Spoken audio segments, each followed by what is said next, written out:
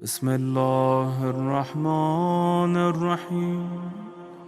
ایک شخص نے مولا کے سامنے کہا استغفر اللہ ربی و اتوب الیہ۔ مولا کے سامنے استغفار کیا۔ مولا نے کہا کہ کیا تم سمجھتے ہو یہ استغفر اللہ تم نے کہا توبہ ہو گئی؟ مولا نے کہا یہ استغفر اللہ کا کیا فائدہ، یہ لیمیٹڈ فائدہ ملے گا۔ استغفر اللہ کا اصل مطلب، اصل فائدہ تب ملے گا جب تم کچھ کنڈیشنز کا خیال کرو استغفر اللہ کہتے ہوئے۔ زبان سے استغفر اللہ کہہ رہے ہو لیکن تمہیں خیال رکھنا ہے، تمہیں ساتھ میں 6 شرطوں کا خیال رکھنا ہے۔ یعنی اب محاسبہ ہو گیا، ڈائگنوز ہو گیا، اس بیماری کو ہم نے پہلے کچرا اس کا صاف کرنا ہے، پھر اس کا علاج کرنا ہے۔ کیا کریں؟ 6 شرطیں ہیں۔ مولا کیا شرطیں ہیں؟ فرمایا پہلی شرط یہ ہے کہ جو تم نے پچھلا گناہ کیا ہے نا، جو ابھی ڈائگنوز ہو گیا، کہ بھائی وہ اس دن جو میں نے جملہ کیا کہا تھا نا، وہ تہمت تھی، وہ غیبت تھی، وہ بدتمیزی تھی، اب ڈائگنوز ہو گیا۔ پہلے تو میں کنفیوز تھا نا، سمٹمز مکس ہو رہے تھے، نفس اور روح کی جنگ چل رہی تھی، مجھے پتہ نہیں چل پا رہا تھا، میں نے ڈائگنوز کر لیا، پہلی محاسبہ کا سلسلہ ہو گیا۔ اب کیا کرنا ہے؟ اب اس گناہ پہ پشیمانی، یہ توبہ کا سمجھیے پہلا مرحلہ ہے۔ کاش وہ جملہ نہ کہتا، کاش وہ بات نہ کہتا، کاش یہ غلط کام نہ کرتا، یہ بہت ضروری ہے۔ اس بات پہ جب یاد آئے پشیمانی، ایسا نہ ہو کہ وہ بات یاد آئے، وہ غلط کام یاد آئے، آپ کہیں بھائی مزہ تو بڑا آیا تھا، اب گناہ تھا کیا کریں، کوئی بات نہیں۔ ایسے ہوتا ہے، یا بعض لوگوں پاکستان میں بڑا مشہور ہے کہ جو قاتل ہوتے ہیں، جو چور ہوتے ہیں، ان جن کی اچھی دوستی ہوتی ہے نا پولیسوں میں، تو جب ان کو پکڑ کے کورٹ میں لے جاتے ہیں نا اور ثابت ہو جاتا ہے کہ یہ قاتل ہے، وہ کہتے کوئی بات نہیں، ہم باہر نکلیں گے پھر قتل کریں گے۔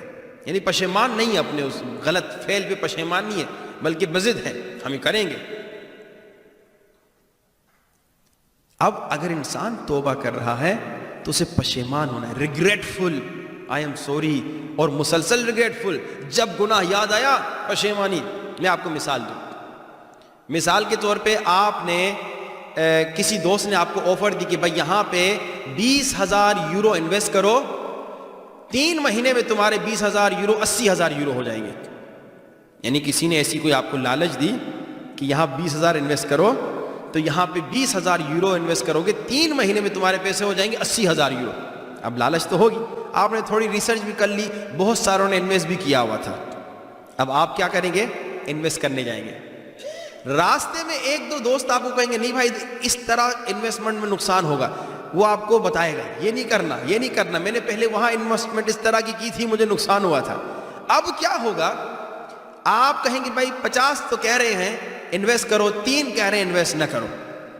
آپ نے انویسٹ کر لیا، 3 مہینے بعد 80,000 تو دور کی بات ہے، آپ کا 20,000 بھی آپ کو نہیں ملا۔ اب جب آپ کو وہ بات یاد آئے گی آپ پشیمان ہوں گے یا نہیں؟ کاش ان کی بات سن لیتا، کاش ان 3 کی بات سن لیتا، کاش ان 4 دوستوں کی بات سن لیتا، کاش ایک دوست کی بات سن لیتا جس نے مجھے مشورہ دیا تھا ادھر نہ لگانا۔ یعنی دنیا کے معاملے میں اگر ہم نے کوئی بہت بڑا نقصان کیا ہو نا، جہاں پہ 2 مشورے ہوں، ایک نے کہا ہو کرو، ایک نے کہا ہو نہ کرو، اور ہم نے اس کی بات سنی ہو جس نے کہا ہو کرو، اور اس کی نہ سنی ہو جس نے منع کیا ہو، اور ہمیں نقصان ہو گیا ہو، تو ہم اکثر پشیمان ہوتے کاش اس کی بات سنتا۔ اور باقاعدہ درد ہوتا ہے، ڈیپینڈ کرتا ہے 20,000 آپ کے لیے کتنا معنی رکھتا ہے۔ اگر 20,000 آپ کے لیے 2 روپے آئے، 2 یورو کے برابر ہے، تو پھر تو آپ کو ٹینشن نہیں ہوگا، لیکن اگر 20,000 آپ کے لیے ایک بہت بڑی چیز ہوگی تو آپ وہاں بہت پشیمان ہوں گے کئی سال تک۔ جب بات یاد آئی ہے کہ اللہ یہ کام بڑا نقصان ہو گیا۔ اسی طرح جب گناہ کی توبہ کر رہے ہیں، جب گناہ یاد آیا، میرے اللہ مجھے بخش دے، میں بہت پشیمان ہوں، مجھے بہت تکلیف ہو رہی ہے، اور وہ تکلیف ہونی چاہیے، مجھ سے غلطی، میں نے مومن کی غیبت کی، میں نے مومن کی توہین کی۔ مومن کی توہین کرنا کعبے کو توڑنے کے برابر ہے۔ میں نے کعبہ توڑا، اللہ اکبر، اللہ مجھے بخش دے۔ میں نے مومن کا دل توڑا، مومن کا دل توڑنا بہت بڑا گناہ ہے۔ میں نے مومن کی مدد نہیں کی، مومن کی مدد نہ کرنا بہت بڑا گناہ ہے۔ اللہ اکبر، کاش میں اس کو مدد کرتا، کاش میں اس کو اب یہ پشیمانی ایک شرط ہے، جب یاد آئے، جہاں یاد آئے اس پہ پشیمانی، اس پہ درد. اب یہ ایک بزرگ عالم دین کہتے ہیں، کیونکہ بعض انسان کی زندگی میں مختلف لیولز ہوتے ہیں. کبھی کبھار ایک انسان جوانی میں گنہگار ہوتا ہے لیکن بعد میں سدھر جاتا ہے، توبہ کر لیتا ہے. تو اب اس کے لیے یہ بہترین طریقہ ہے توبہ کرنے کا، کہ کوئی بہت بڑا گناہ کر دیا جوانی میں، اب اس سے اس گناہ میں نہیں ہے، اب توبہ کر لی اس نے. تو کس طرح سے؟ کیا صرف استغفر اللہ کرے؟ نہیں، کہ جب جب وہ گناہ یاد آئے کہ میرے اللہ مجھے بخش دے، میرے اللہ مجھے معاف کر دے. دوسری شرط کیا ہے توبہ کی؟ مولا نے فرمایا ارادہ کرو کہ گناہ ہمیشہ کے لیے چھوڑ دوں گا. آج آپ توبہ کر رہے ہیں خالی استغفر اللہ. وہ ایک مومن نے بتایا کہ بھائی ہمارے بچے نے بتایا کہ اسکول میں بچے کہہ رہے ہیں کہ جو مسلمان بچے ہیں کہہ رہے ہیں کہ بھائی ہم تو رمضان آ گیا ہے، اب گانے میوزک نہیں سنیں گے، رمضان کو جانے دو ذرا پھر سنیں گے. اب یعنی اس کا ارادہ نہیں ہے. کچھ خواتین وہ جناب حجاب انہوں نے شروع کر دیا رمضان میں. کیوں حجاب کر رہی ہو؟ کہ رمضان شروع ہو گیا ہے. یا مثلا اذان آتی ہے، خواتین سر پہ حجاب رکھ لیتی ہیں. کیوں بھائی؟ اذان آ رہی ہے. اور یعنی ان کا ارادہ ہمیشہ گناہ کو چھوڑنے کا نہیں، لمیٹڈ. وہ ایک چور کا واقعہ ہے، کسی نے چور کو پکڑا رمضان میں، کہا کہ تم نے چوری کی. شہر کا مشہور چور تھا. اس نے کہا قسم کھاتا ہوں میں نے چوری نہیں کی. کہا اس طرح چوری کرنے کی عادت تو تمہیں تھی، جس انداز سے چوری ہوئی تھی یہ تو چوری کا طریقہ تو تمہارا ہی ہے. کہا لیکن میں قسم کھائے کہتا ہوں کہ میں نے چوری نہیں کی. کہا کیا بات ہے، کیوں، کیسے ہم تم پہ یقین کریں؟ کہا جا کے میرا پورا بیک گراؤنڈ دیکھ لو. وہ ایران کا چور تھا، میں محرم، سفر اور رمضان میں چوری نہیں کرتا. ان 3 مہینے، اور یہ رمضان تھا تو یہ کسی نے مجھ سے ٹیکنک سیکھی ہوگی لیکن یہ میں نے نہیں کی. اب یعنی اس کا ارادہ نہیں ہے اس گناہ کو چھوڑنے کا. وہ صرف 3 مہینے نہیں کرتا، محرم، سفر، رمضان. گناہ کا چھوڑنے کا ارادہ ہو کہ میں کبھی یہ نہیں کروں گا، خدایا غلطی ہو گئی، خطا ہو گئی، آئندہ نہیں کروں گا. اور وہ مضبوط ارادہ. اور ارادے پہ ہم نے تفصیلی گفتگو کی ہے کہ ارادے کو مضبوط کرنے کے لیے کس طریقے سے ہم پروسیس کو آغاز کریں. تیسرا مولا نے فرمایا توبہ کی تیسری شرط یہ ہے کہ تم لوگوں کا حق واپس لوٹاؤ. لوگوں کا حق واپس لوٹاؤ. آپ شب قدر میں آ گئے، مثال کے طور پہ آپ نے اپنی بہن کا حق کھایا ہوا ہے، اپنے بھائی کا حق کھایا ہوا ہے. کسی کا باپ گزر گیا، کوئی بڑا بھائی تھا، اس نے سارے پیسے میں قبضہ کر لیا ہے، بھائی بہنوں کا حق کھائے بیٹھا ہوا ہے. ہاں جی، کسی دوست بیچارے سے قرضہ لیا ہوا ہے اور اس کا قرضہ واپس نہیں دے رہا، اور شب قدر آگے کر رہا ہے الہی اللہ خدایا استغفر اللہ مجھے بخش دے. توبہ یعنی اس کا حق واپس دو. ہمارا ایک اچھا دوست ہے بیچارہ، وہ 6-7 سال ہو گئے، ہمارا قرضہ اس نے ہم سے لیا تھا. حج پہ بھی جاتا ہے، کربلا بھی جاتا ہے، عمرے پہ بھی جاتا ہے، ہمارا پیسہ نہیں دیتا. قرضہ لیا تھا، قرضہ واپس دینا ہے، یہ حق ہے. اس عبادت کا کیا فائدہ، اس دعا کا کیا فائدہ؟ تم نے ایک کا حق ضائع کیا ہوا ہے، فوراً واپس دو. تو یہ توبہ کی شرط ہے. دوسرا، اب مثلا آپ افطاری پہ غیبت کر رہے ہیں اور پھر یہاں پہ یا اللہ مجھے بخش دے. بھائی پہلے اس سے معافی مانگو جس کی غیبت کی ہے، جس پہ تہمت لگائی ہے اس سے معافی مانگو. جس بیچارے کو نقصان دیا ہے اس کا نقصان پورا کرو. جس انسان کی شخصیت تم نے خراب کر دی ہے جاؤ اسے پہلے اصلاح کرو. تو تیسری شرط توبہ کی کیا ہے؟ پہلی شرط کہ پشیمان ہو، دوسری شرط کہ انسان مضبوط ارادے کے ساتھ ہو، اور تیسری شرط کیا ہے کہ لوگوں کے حقوق کو ادا کرے. جس کو تکلیف دی ہے، جس کے ساتھ ظلم کیا ہے، جس. اور ایک عالم دین بتاتے ہیں، کہتے میں بچہ تھا، مجھے نہیں معلوم تھا کہ کسی اور کا حق کھانا اتنا بڑا گناہ ہے. کہا میں بچپنے میں بالغ بھی نہیں تھا. کہا میں نے ایک باغ کے سیب کھائے تھے. لوگ چلے جاتے باغ میں سیب کھا لیتے، جو بھی ملتا ہے کھا لیتے بغیر پوچھے. کہا جب میں بڑا ہوا، جب میں عالم ہوا، جب مجھے پتا چلا کہ کسی کا حق کھانا بالغ ہونے سے پہلے بھی، گرچہ اس وقت گناہ نہیں ہوتا لیکن اتنا وہ خطرناک ہوتا ہے، تو کہتا ہے میں بڑا ہونے کے بعد، عالم ہونے کے بعد اس باغ والے کو ڈھونڈنے نکلا. اس باغ والے کو ڈھونڈا، تلاش کیا اور جا کے کہا جی معاف کر لو، میں نے بچپنے میں بغیر اجازت کے سیب کھائے تھے، پھل کھایا تھا. دیکھیے ہم لوگ، اب ہمارا حال کیا ہے؟ ہم سمجھتے ہیں توبہ اتنے آسان ہے، نہیں، اس ایک سے معاف، جس کی پینسل میں نے توڑ دی تھی بچپنے میں اسکول میں، جس کو کیا نام ہے میں نے دھکا دیا تھا بچپنے میں اسکول میں، جس کے بیگ کو میں نے پھاڑ دیا تھا بچپنے میں اسکول میں، سب سے معافی مانگنی ہے۔ مولانا آپ کیوں کام خراب کر رہے ہیں؟ میں کہاں اس کو ڈھونڈوں گا؟ نہیں ملتا، رد مظالم دو، اس کی طرف سے صدقہ دو، اس کے لیے دعا پڑھو، جیسے غیبت کا ہم نے جواب دیا تھا۔ نہیں ملتا، آپ یہ طریقہ کریں کہ بھائی کوئی اس کے لیے دعا پڑھ لیں، رد مظالم دے دیں، یا اس کی طرف سے صدقہ دیں، تاکہ وہ ازالہ ہو اس کا۔ توبہ کرنا ہے، توبہ مذاق تھوڑی ہے، البتہ مشکل بھی نہیں، یہ سارے کام میں ابھی جیسے آپ کو بیان کر رہا ہوں اتنے مشکل بھی نہیں۔ ارادہ کر لو میں نہیں کروں گا، پشیمان رہو، لوگوں کا حق ادا کرو، اس میں کیا مسئلہ؟ ایک مرتبہ آپ نے حق ادا کرنا ہے، اس کے بعد احتیاط کرنا ہے، کیونکہ ہم یہی کہہ رہے ہیں ابھی یہ توبہ ہوگی، فل صاف ہو جائیں گے، پھر اس کے بعد جو بیماریاں بہت مضبوط ہو چکی ہیں، بہت بڑی ہو چکی ہیں، ان کو ختم کرنے کے لیے پورا پروسیس جو ہے اس پہ گفتگو ہونی ہے، لیکن پہلے کچرا تو نکالنا ہے نا۔